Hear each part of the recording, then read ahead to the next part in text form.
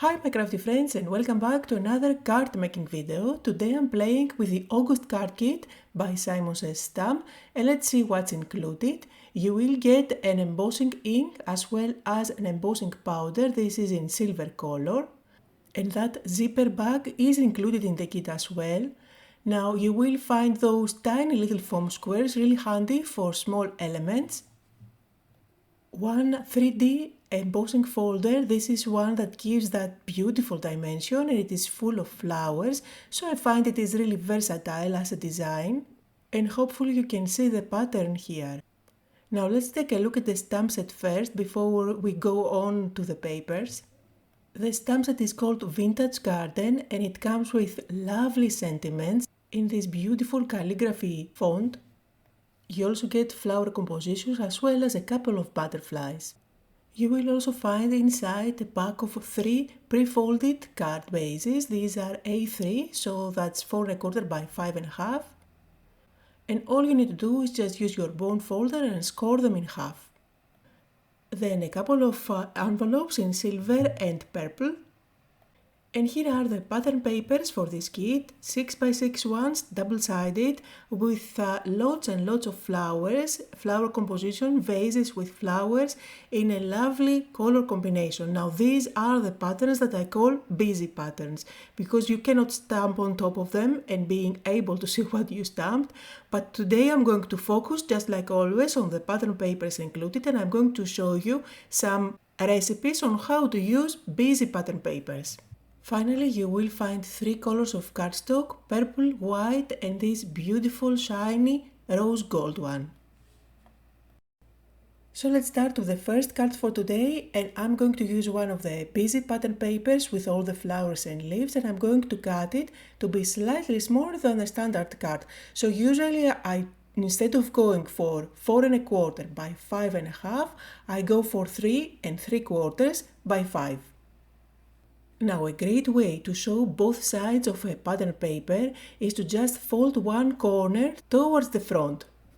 Doing so you will end up with a very interesting looking card with 2 different patterns plus some dimension. Now here you get lots of options. You can secure this corner down with a brad to add a touch of sparkle or a touch of something different. I just went here with glue. Then I used foam tape at the back and I'm sticking this on top of my card base. So as I stick everything down, I made sure that I didn't have in that pocket any foam tape at the back so that I can stick underneath some elements. Now you can use any die that cuts out branches or even flowers. You can cut them out and just tuck them underneath. Notice that here I'm not using any color at all. My cutouts are white and that's because I already have a very busy background. And I don't want to make it look even busier while I want to add something extra. All the cards that I'm making today are really simple to reproduce and they are great for mass production. Plus you will end up using all those busy patterns that you have been hoarding. Now for my sentiment I went with one of the ready-made ones that I have by Waffle Flower. These are already foiled and cut out for you. They come in a pack. However, you can easily reproduce this idea with what you get in the kit, so you do get lovely sentiments. There is also an embossing ink as well as embossing powder in silver, so you can go ahead and stamp everything, emboss them and just cut them out and have them on hand for more cards. Here are some close-up photos on the first card for today. And let's move on to the second card with one of my favorite recipes when it comes to busy pattern papers. I'm going to cut out my paper to be slightly smaller than the standard card, just like always, so I can end up having that lovely border.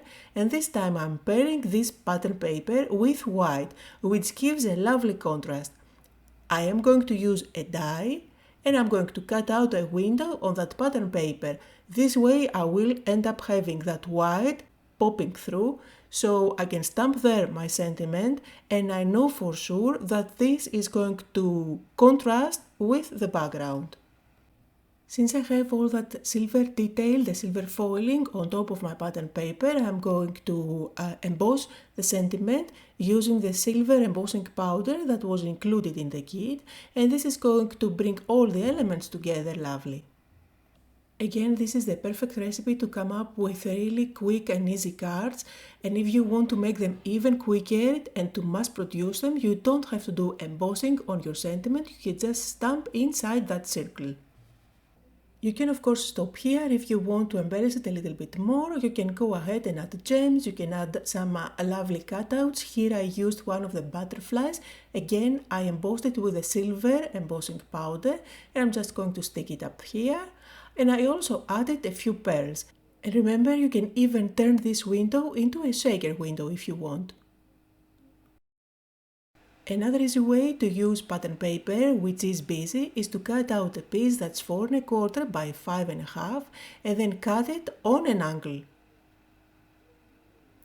This will give you the opportunity to pair both these pieces with cardstock. Just from that panel you can end up with 2 cards, and you can even flip one of those pattern papers to use the other pattern. Just because I'm using solid colored cardstock, it doesn't compete with all those colors on the busy background, and I do end up having a big area where I can stamp my sentiment. Now along the edge you can embellish it if you like. I usually go with a very thin strip of cardstock. Here I used silver cardstock. And by the way, the glue I'm using is from my own collection, and this is the matte glue that makes sure that if something oozes underneath the pieces, it's not going to be shiny, it's going to be nice and matte, and it's going to completely disappear. All I need to do now is to stamp my sentiment with black, and you can probably tell how easy it is to mass produce these type of cards, plus you will use loads and loads of your pattern papers. And then let's work with the other half of that panel. This time, instead of white cardstock, I'm going with the purple one that was included in the kit. And you can go with any colored cardstock that you like, as long as you find that it matches the colors of your pattern paper. Now I'm using double-sided tape, and I'm going to stick a piece along that cut line. And this time I'm going to embellish this with ribbon. I have this lovely ribbon by Stamperia, and I'm going to cut out a piece and stick it there. This adds a touch of dimension, a different type of texture, and at the same time it makes the card look more romantic. Again, you can stamp your sentiment or stick a cutout sentiment like I did here. And let's move on to the 5th card and one of my favorite recipes. So this time I'm using this lovely pattern paper with all the vases, and I'm going to cut it to be 4 1/4 by 5 1/2, so exactly the size of my standard card base. Now before I move along, I'm going to stamp my sentiment on top of my card base at the very bottom, and I went with thanks as well as a complimentary sentiment that says for everything. And then grab any of your border dies and place it at the bottom of your panel. The border die that I'm using here has a few scallops, some stitching details, and there is a little curve on it, but any border die that you have would do the trick here. I'm going to cut out the bottom, and I did cut out a piece out of vellum. And I'm sticking my pattern paper on top of vellum by using foam tape at the back to create a couple of layers. Then I'm going to place this whole panel on top of my card base and making sure that I allow for that sentiment to show. I'm not going to cover it up, and then I will use my paper trimmer and chop off any excess from the top. So that was the last card for today, and here are some close-up photos on this one as well as on the rest of the cards that I shared. I hope that you had fun, that you got inspired. Just like always, links to everything I used can be found down below in the description area. Thank you all for watching, and I'll see you all next time.